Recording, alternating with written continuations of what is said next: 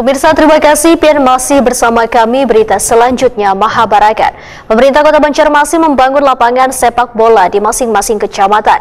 Pembangunan Sport Mini Center ini menjadi tanggung jawab pengawasan Dewan Banjarmasin, sehingga lapangan sepak bola tersebut atau Sport Mini Center ini harus ada pilot projectnya atau studi secara keseluruhan untuk memahami kelayakan penggunaannya.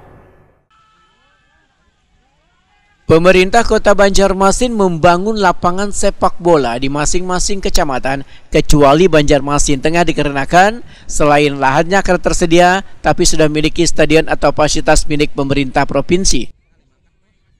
Pembangunan Sport Mini Center ini menjadi tanggung jawab pengawasan Dewan Banjarmasin karena wayah pembahasan di Badan Anggaran telah disampaikan pada Disporapar Banjarmasin bila lapangan sepak bola tersebut atau Sport Mini Center ini harus ada pilot projectnya atau studi secara keseluruhan untuk memahami kelayakan penggunaannya. Sehingga perlu dibangun satu buah lapangan terlebih dahulu agar bisa fokus pembangunannya. Demikian dipedakan anggota Komisi 2 DPRD Banjarmasin Nur Latifah Wetakuni Prima TV tengah hari Selasa 2 Januari 2024. Lapangan ini harus ada pilot project, artinya satu dulu diselesaikan misalkan di daerah mana yang memang hampir selesai, nah itu dulu yang digenjot untuk pembangunannya.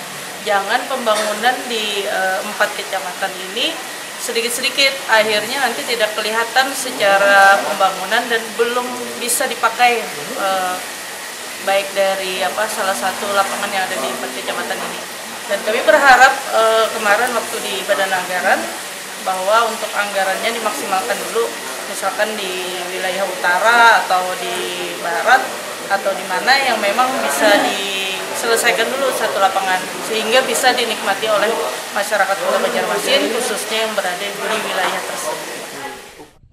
Politisi Partai Golkar ini menyatakan Dewan Banjarmasin dalam setiap rapat dengar pendapat dengan instansi terkait terus mempertanyakan terkait dengan pembangunan Sport Mini Center atau lapangan bola ini.